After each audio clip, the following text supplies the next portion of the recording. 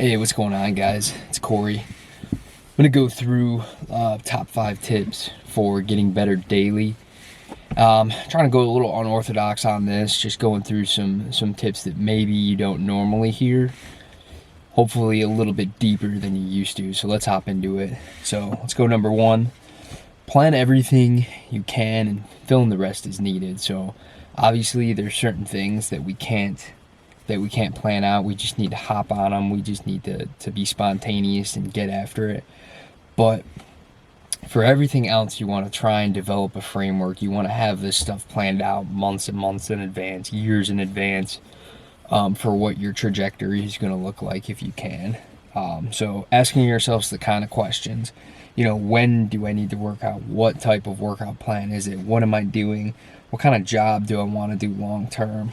What are the steps to get to that job? What do I have to do first to get to that? Where do I want to live long term?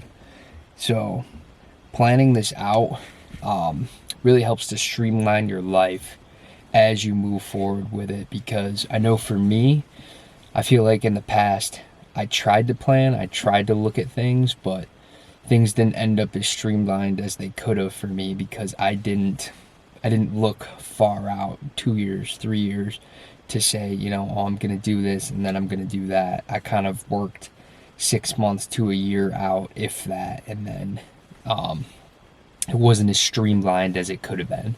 So if you can plan, you ask yourself those questions, write it down, put it on the calendar, plan that stuff out. Where do I want to go to college? What do I want to do with this? It's going to streamline your life a lot better and help you to stay on the straight and narrow and know exactly what you want to do. Let's go to number 2. Take daily setbacks head on. Realize it only prepares you for greater challenges ahead. So the way I look at this is the day-to-day setbacks. So the day-to-day things that maybe piss you off, that annoy you, that kind of set you off kilter a little bit. You want to be able to deal with those, and they're not always bad. Those small things that knock you off kilter, you want to reframe it in your mind that, hey, why does everything bad happen to me? No, it's these things happen to me, but I'm not going to allow them to take me off center. So if you're able to deal with those small things daily that, affect you, but they want to affect you, but you don't allow it to, you'll be able to handle those bigger things later on. So example for me, leading up to my ACL injury, up until that point, I had really built, a lot of mental toughness, a lot of resilience off of all the small little challenges I had to deal with going up to that acne, those sorts of things. So when I blew out my ACL and there's this big, destructive moment where I can't do anything now, I was able to handle that a whole lot better, because I was able to deal with those small things before and really learn to not let them affect me. So if you can do that, to build your mind and reframe those bad things that happen to you on the daily basis as just something in your way for you to move forward and prepare for the next, prepare for bigger things, reframing it, you'll be in a great place. Let's go to number 3. Meet anger with composure. So sometimes anger can be righteous. It's in the Bible. Can't quote the Bible verse right now, but can be righteous, but there's a limited time for when yelling, for when losing your temper is actually the right move, if there's ever really a right time. I would say the only time there's ever a place for screaming, yelling, losing your temper is probably in a life or death situation, like someone's doing something unsafe and you need to get their attention or someone else's attention quick, and feelings don't matter. You don't care about affect anyone. That's probably the one time I would say that it's truly a thing you use. But other than that, you need to learn to feel the emotion of anger, but not allow it to affect your decision making. Allow it to affect how you operate, how you move through the world. So ultimately, leaders accept stress and events that anger them, but they don't allow those events to push them off kilter, to affect their decision making. They don't allow their emotions to make them make a stupid decision, to make them yell at one of their subordinates and, you know, cause them, you know, a certain amount of anguish, or blame someone else for issues that aren't their fault by screaming and yelling and carrying on. I think everybody's seen that kind of person. Don't allow it to control you. Let's go to number 4. Build your confidence daily. So you need to believe you're awesome, and then you need to do the things you need to do to confirm it. So confidence isn't a permanent thing.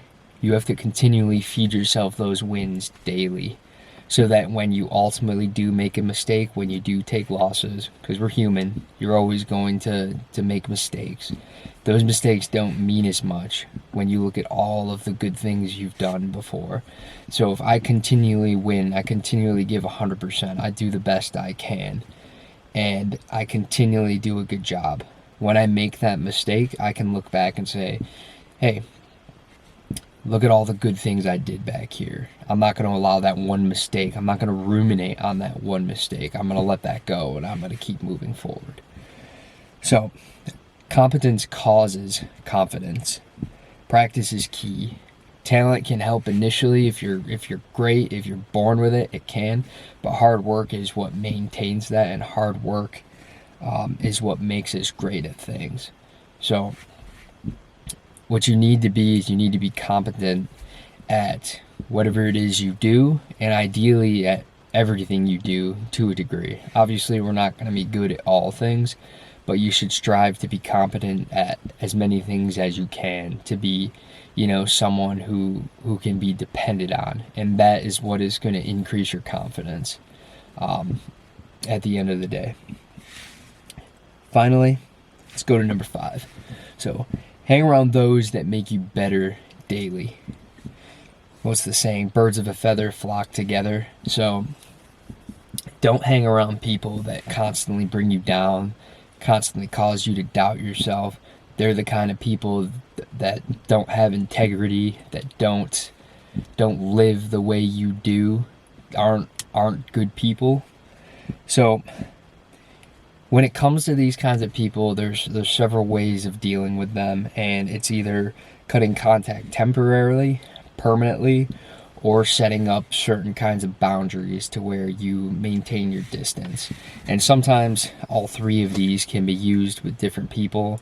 I'm not necessarily a proponent for always immediately cutting people off, but sometimes it's needed. And depending on family dynamics, you know, friends or whatever the case may be, you may have to pick and choose how you deal with this. But ultimately, if someone doesn't have the same values as you do, you need to have boundaries in some way, and that's up to you, however you want to exact those boundaries. And when it comes to family, sometimes relatives can be the worst offenders when it comes to the dream killing, and the ones that really bring you down the most. I can't necessarily say it's the case in my family, but sometimes relatives, they try to keep you on the straight and narrow, they try and give you guidance, but you need to realize that even though they're older, they may have wisdom, they may have done a lot more than you have, that doesn't mean you're not smart too. That doesn't mean that you haven't had your own life experiences and know what you want to do and have your own life goals, to where you can look at that and decide to take their guidance, but not necessarily take it as gospel. Take their guidance, take it in stride, digest it, look at what you want to do as well, and then operate off of both of those.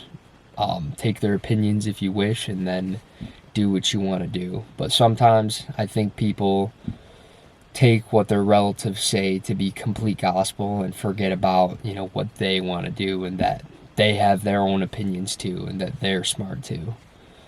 And that's all I got, guys. I wanted to dive a little bit deeper in some of these. I didn't want to give generic stuff like go lift weights, sleep better, stuff like that. I mean, I'm always going to add in a little bit of lifting weight stuff into here, but I wanted to be a little bit more deeper go a little deeper with some of these. So hopefully that helps some of you guys out. Like, comment, subscribe. Let me know what you guys want to see next from me. Peace.